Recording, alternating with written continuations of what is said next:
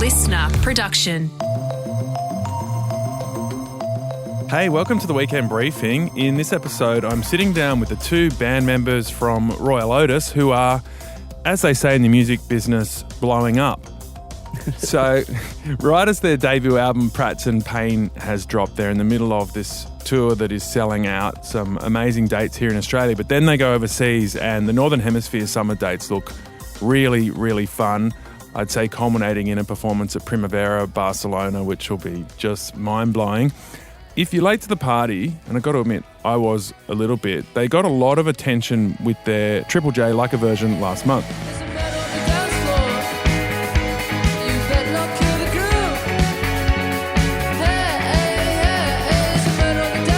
So that's the Sophie Ellis-Bextor hit Murder on the Dance Floor from 2001. What a time. It was an interesting choice because their sound is often talked about in the context of the 2000s indie guitar pop sound like MGMT, Passion Pit, Empire of the Sun. We'll see how they feel about those references when we get talking. So let's find out who they are, what their story is, what brought them together, and how they're going to stay sane on the big journey that they're kicking off right now. Royel, Maddell, Otis, Pavlovic, thank you so much for joining us on the Weekend Briefing. Thank you for having us, Tom. Yeah, pleasure. That was beautifully in sync, thank you. Almost like a harmony. Yeah, try that again. No, it was perfect. So, yeah, look, as I said, looking from the outside, it does look like you two are in the middle of kind of a perfect storm right now. The band's getting a lot of traction, shows are selling out, internet's liking you.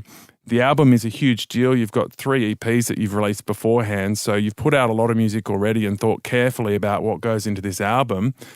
How do you feel in this moment of the journey? Tired.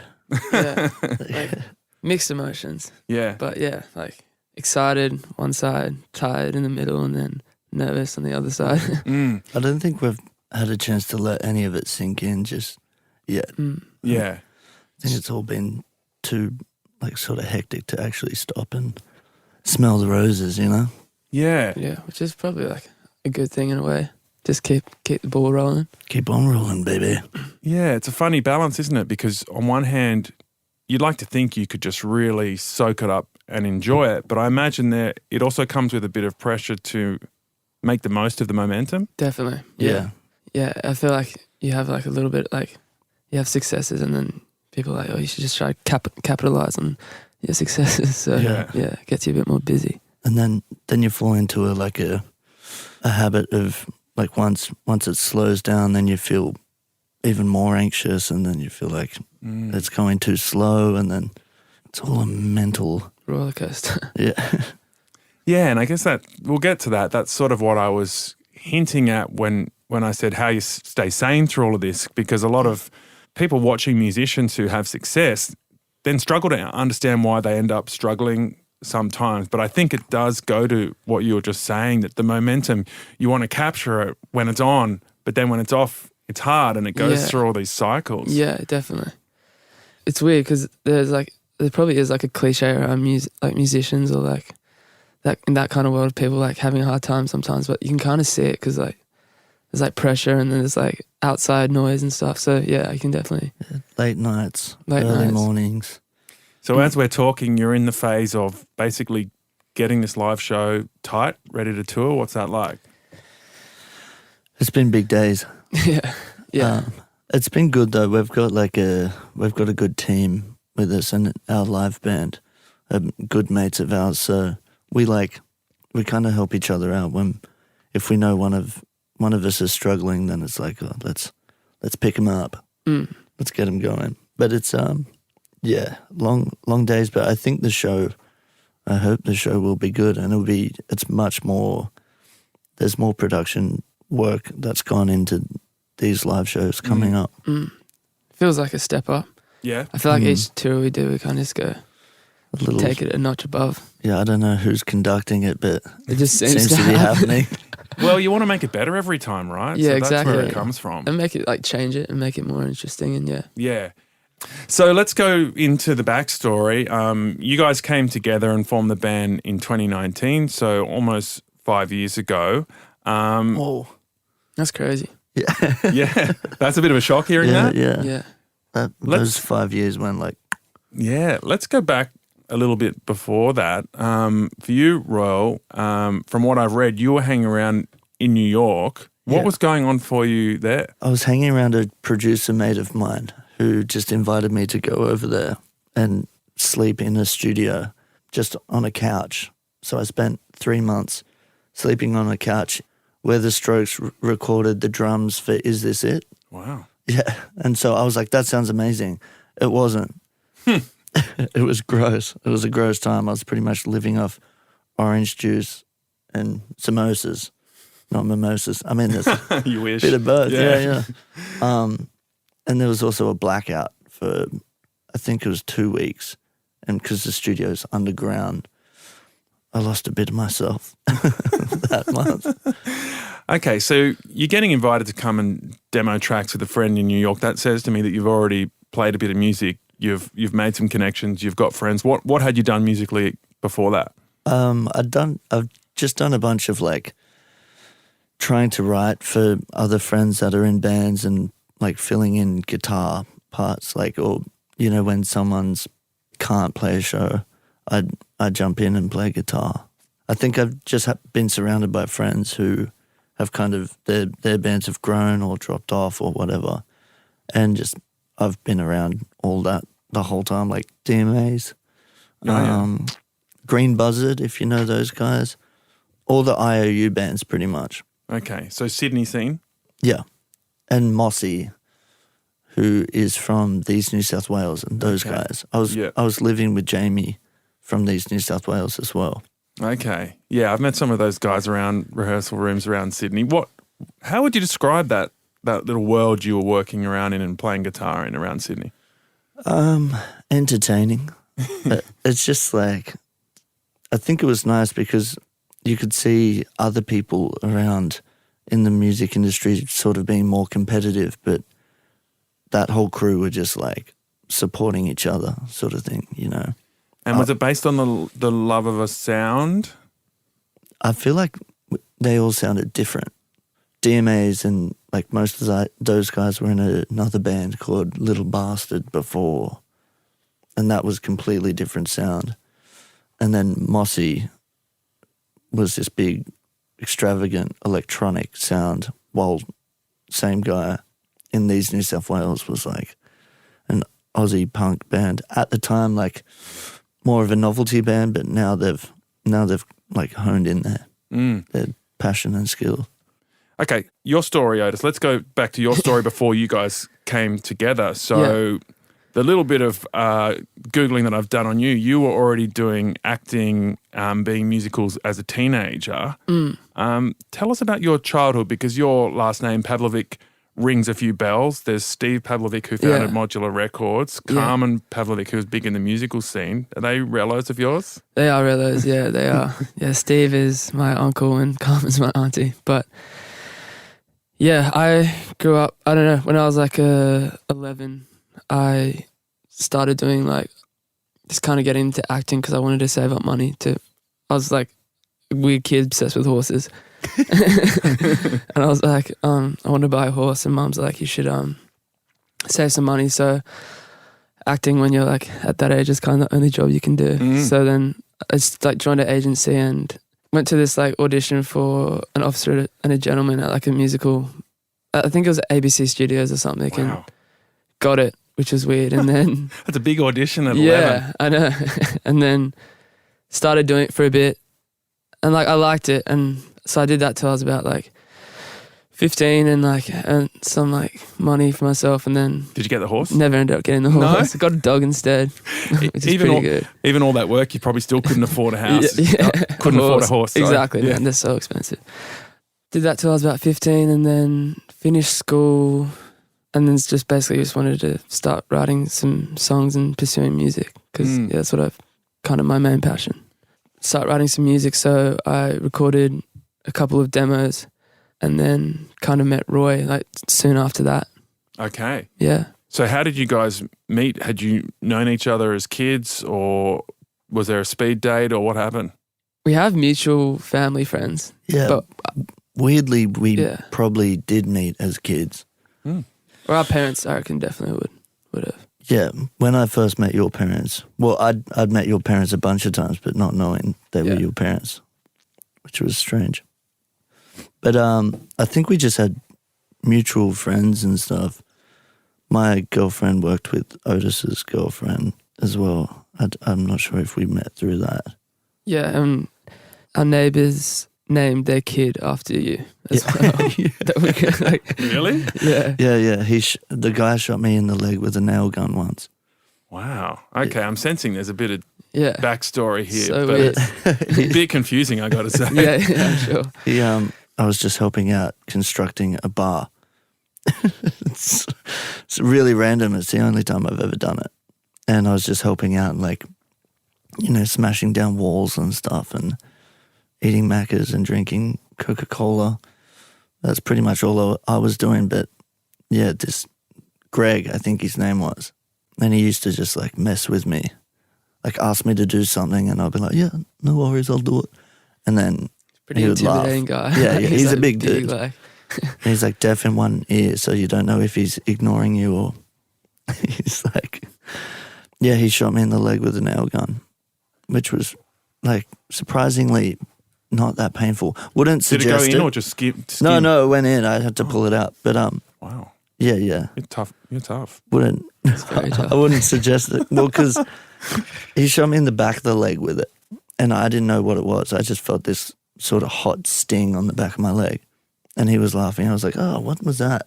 And then I felt the nail like just a little bit in my leg, and I was like, "What the hell?" And him and his apprentice were just laughing. I'm realizing that's bullying in the workplace, right? But it sounds funny. Tell this story, yeah. And really if dangerous. it's funny, it doesn't matter. Yeah. If it's funny, bully It's away. bullying and it's funny? No, maybe that doesn't Yeah. work. So this is the guy that named his child after you? Yeah. Okay. Weird. Yeah. So you guys are pretty much married. You've joined together, you've shared each other's first names, not last names, In Yeah. holy matrimony. and it's working, musically at least, and Yeah. it seems like you get on as human beings as well. So something good happened when you met. What Yeah. was it? I don't know. Because I'd seen Roy a few times, like through mutual friends and hanging out, but never really spoke to you. And then we sat down and spoke one night, and then I was like, I've been writing some music, you know, check it out. And then I think you messaged me like a few days after, being we should try to write some music together. Yeah, I was confused when I was listening to it. I was like, which part is Otis? Turns out it was all him. So I was like, Right. man, listen to this. Like, obviously, ignore my scratchy vocals, but like, what do you reckon of that? And then I think we were just like, then bonded over like mutual taste in music.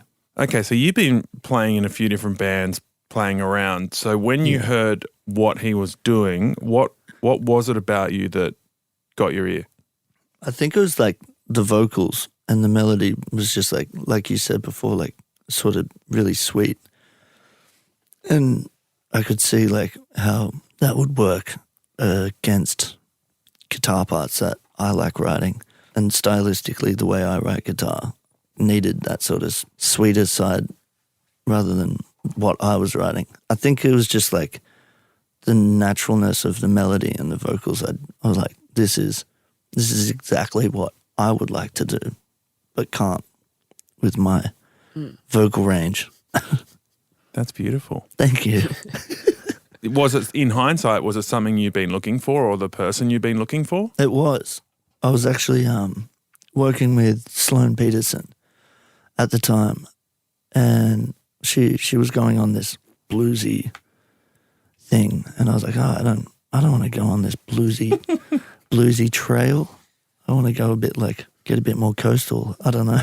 Yeah. It was what I was looking for without knowing that Otis could do it, you know? What about you? Was it a similar thing for you? Were you looking for someone or to join a band, or did you want to form your own band, or how did that meeting work for you? Yeah, I wasn't, at the time I was kind of just like writing it to see if I could even like write a song and like come up with like a full thing. So then, yeah, I met Roy, and then I just like, I think what he was saying, like he could do his guitar parts like with things that I couldn't do, and like some of his ideas were things that I wouldn't think about Well, he just brings like another thing, and we kind of met in the middle. That's what, yeah. I remember when there was a song called Wait, and we were like in your sunroom playing along with it, and you're like, oh, what about this? It's like one of the first songs we released, and he's just like, diddle-ding, diddle-ding, diddle-ding, ding-ding, ding-ding, and I was like, oh, that's pretty cool. Yeah, I don't know. It was like that, by the way. That was a fluke. And we just kind of started like talking and like just being like, let's just like write more songs until we had like a little body of work, and then we kind of just decided to start a band. Did the songs come quick? Yeah. Yeah. That's an interesting sign, isn't it? Mm. Because not all good songs come quick, but some do. Yeah. Yeah, we like had a lot of our songs like come quite quick. Yeah. We tried to keep the urgency in it and the initial ideas, not overthink it. Yeah. Otherwise you can get stuck in the, what does Andrew call it? The Space Echo. Yeah. The echo chamber. Echo chamber, yeah. So you meet in 2019 and then you go into the pandemic, which must have been weird. Yeah. I imagine that meant the live thing was kicked down the road for a bit and you focused on songwriting? Yeah, thank God too. Yeah? Because I think we needed that. Mm. I wasn't even picturing playing live at the time. I was just picturing being like a studio band, I hadn't even obviously I was like, it was kind of also against doing live shows. I was like, can't we just record music and put it out? But live shows are pretty important, I soon realised. Why didn't you want to do live shows? It was never something, I don't know. I was just like, didn't want to do them. I just didn't think about them. I was like, I think we could just like maybe record music and put it out. I don't like crowds. But now I really enjoy playing live shows. I mean, is it because you didn't have anything that you were ready to perform yet, that you wanted to see what you could create without the pressure of performing live and then decide how you produce and present that to the world? Yeah, definitely. Yeah, it felt like more pressure and more stress. And because it was only the two of us, like how were we going to perform an entire band? And we hadn't like met who's playing in the band now. We hadn't really met them yet. I met Julian Sudak before. It never kind of crossed my mind. And I was like, nah, this drummer's not right. This drummer's not right. But then Jules turned out all right. So you've got him on the drums. He also helped with early demos. What other parts did you put together for that live show? We got Tim Eyre, who does keys and bass at the same time. Yeah. Tim from Tim and John. Tim and John. Yeah. Wow. Yeah. That's going back. Yeah. But I mean, great choice as well, because he was sort of almost part of the early wave of this sound. Yeah, exactly. Tim and John. Yeah. No, he's great. He brings another element to the live show. Energy as well. And lots of energy. The guy's psycho. It's the best. All right, it's sounding like a supergroup already. Let's talk about the sound. So some of the stuff that's been written about you is going back to the 2000s, the MGMT, Empire of the Sun, but there's other references in there that I'm hearing, like The Cure from further back, especially the tone of the guitar, which is great, and the vocal as well. There's a bit of a punkish element as well. For someone that has grown up, in a theatre environment as well, acting, the performance is kind of understated, I'd say, compared to that. I don't really like theatrical performances that much. I can tell. So how do you feel about being sort of connected to that time, the 2000s? Does that sit well with you? Yeah, like I think that our sound comes from like so many different eras, but Oracular Spectacular, MGMT's first album I think is like awesome. Like if we get compared to that, then that's cool. Yeah, it's amazing. Yeah. And Dave Friedman, is that how you pronounce it? I think Friedman. He helped us as well, which was like a dream sort of thing of mine, because I loved that MGMT album. He worked on that? Yeah. Wow. Yeah.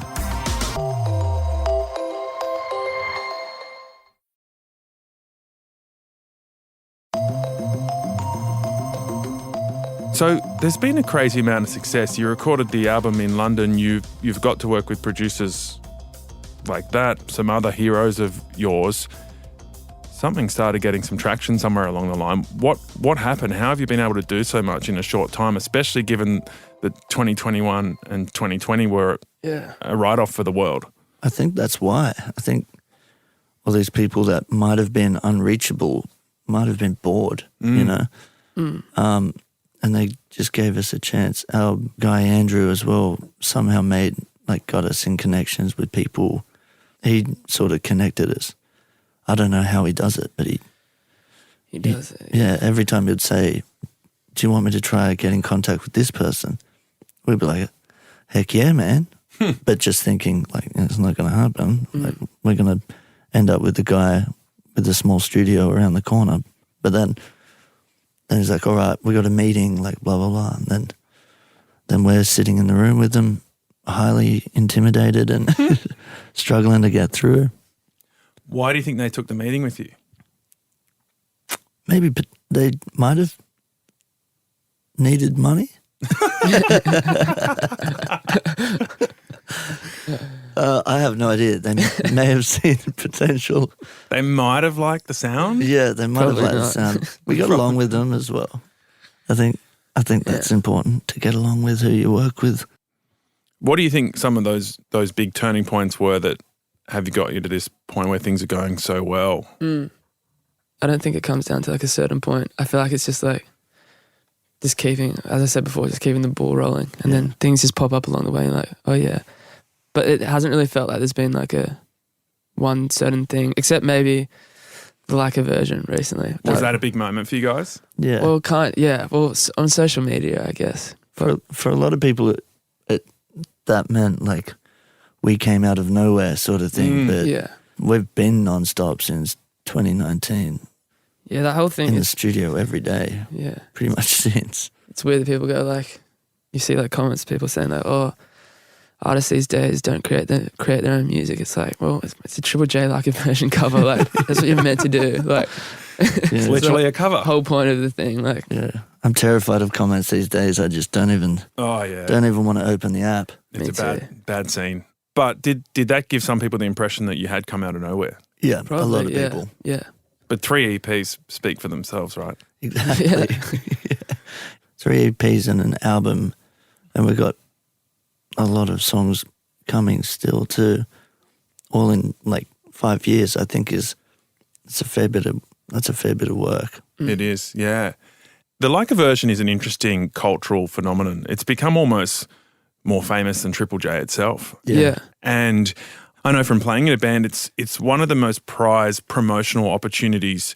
It's probably especially in the more independent world, the most prized promotional opportunity in Australia, but also recognised around the world. Like big bands play it because they know it does big things on the internet when it's done right. Yeah. And it just sort of somehow needs the right ingredients to work. Yeah. So I know that you chose Sophie Ellis-Bextor because it was in Saltburn, the movie. Was it that simple, or was there more to the choice? Because there is an interesting stylistic crossover. Like it's coming out of that sort of pop house late 90s kind of sound, but it does have that prominent guitar riff, which is a great crossover for you, Roy. Yeah. But it also has the dreamy vocal, which works for you, but you brought really your own thing to that. Yeah. So what went into that choice? We talked about doing it in July last year with Mads, who's here with us now today. Record label or manager? Manager. We were throwing ideas out and like throwing out all these like Kylie Minogue ideas and stuff, and I think it was Mads who was like, you should do Murder on the Dance Floor. And then we were like, yeah, that sounds sick. Like, keep thinking of that. But it wasn't really relevant at the time, I think. And then it was the day before. We had an hour left of a rehearsal, and because we never really wanted to do any covers, even though like doing like a version was kind of always like growing up. You'd be like, what would you do if you had the chance to do it? But nothing was really sticking, and then an hour left to go, and we were just like, we'll give it a try. It sounds like that'll be like a good idea to do, and we sort of just jammed it for that hour, and then we were panicking the next day, thinking it was going to be horrible, And it just, I don't know if we somehow managed to pull ourselves together enough to get together. Why is that sounding weird? Together enough. Sounds right. Sounds like right. poetry to me. Like- Yeah. Together enough to do it, and yeah. Wow. So it wasn't feeling good. You just pulled it. Well, it was feeling better than everything else we were trying. We tried a few songs the day before. So you probably didn't expect it to go so well. definitely Absolutely not. I was like, I was freaking out. yeah. I felt like I was expecting the worst. Yeah, Really? A little bit, yeah. Some people Although are when we were brutal. doing it, yeah, well, people are always going to be brutal. But that's what I've learned. Yeah. But On the internet. yeah, on the internet, keyboard warriors. But God bless them. They need help, though. We all need help, you know? That's good empathy. I like it. Okay, so you get in the room, you record. There's probably a lot of people on the other side of the glass watching you. You're not that confident that it's going to be great. well, I was pretty unsure about it. But then when we started doing it, I was like, it felt good. So I was like, if it feels good, if you're doing it, it feels good. I'm sure you'd hope it resonates. But it's just like one of those things you don't really know. So what's it done for you? I think it reached a lot more people than who may not have heard our music or wouldn't have heard our music unless we did it, you know. That comes back to the part where so many people now think we came out of nowhere, you know, got more of a global sort of voice, I guess. Okay, so we touched on it at the start, like the pressure of succeeding and how you deal with that and the balancing act between enjoying the moment, smelling the roses, so to speak, and capitalizing on the hard work and good fortune that you've had. And I imagine, you know, Roy, you've been around a lot of friends in bands. Otis, you've even got family members that understand show business. Are people guiding you on how to handle the pressure of these moments? Are there warnings about what happens to duos and creative partnerships or things you're doing to try and make it last or head off any things, you know, before they arrive, or you just play music? Not really. I mean, people have tips for touring, but I also think, you know, everyone's experience is different. So let's just, we'll see. We'll see how we do it and how we'll deal with it. Yeah. I don't know who in my life I would trust to Me too. Guide you on I feel that. like the give any people I have guidance. that have seen this side of the world, I don't know if I, You'd rather do it fresh? Yeah. What are you most looking forward to about like the American dates, Europe? Which gig are you most looking forward to out of all of them? I mean, there's a lot. Also, just seeing the world, even though we don't really get a chance to. It sounds way more romantic than what it is touring. Like you see the inside of a Sprinter van more than you see the rolling hills of Scotland. But you're in the Virgin Lounge a lot, aren't you, when you're touring a band in Australia? Yeah. But- You haven't made it to Qantas yet. yeah. Exactly. It's true. All the other struggling musos, Yeah. but they're pretty still stoked to have the lounge Yeah. access. It's fun. Yeah, it's not the combi van up the East Coast anymore. It's like for a lot of bands, it's long weekends of Jetstar flights or Virgin flights. Yeah. Especially Australia because it's so big. Like driving would just be so hectic. Especially, playing night after night. I think one of the legs we have 9 shows in a row. Is that right? And then 1 day off. Wow. Yeah, and there's like a 7-hour drive between 2 of them. You know, it's gnarly, but we have lots of laughs. Lots of laughs in the van. Yeah. I think we're done, boys. Awesome to speak to you and get You the too, man. backstory Thank you, man. on where you're at and how you're feeling at this key moment, and great to meet you at this moment as well because, I can see how much work's gone into it up until now, and in a year's time the world might look really different. You do these shows and could really blow up to another whole level than you're on now. So all the best for the next few months. Thank you, Tom. That's terrifying, but thank you. Sweet. That was Royel Otis. Thank you so much for listening to the Weekend Briefing. We'll be back with more of these every weekend. Make sure you subscribe in whichever podcast app you're listening, and I'll catch you again soon.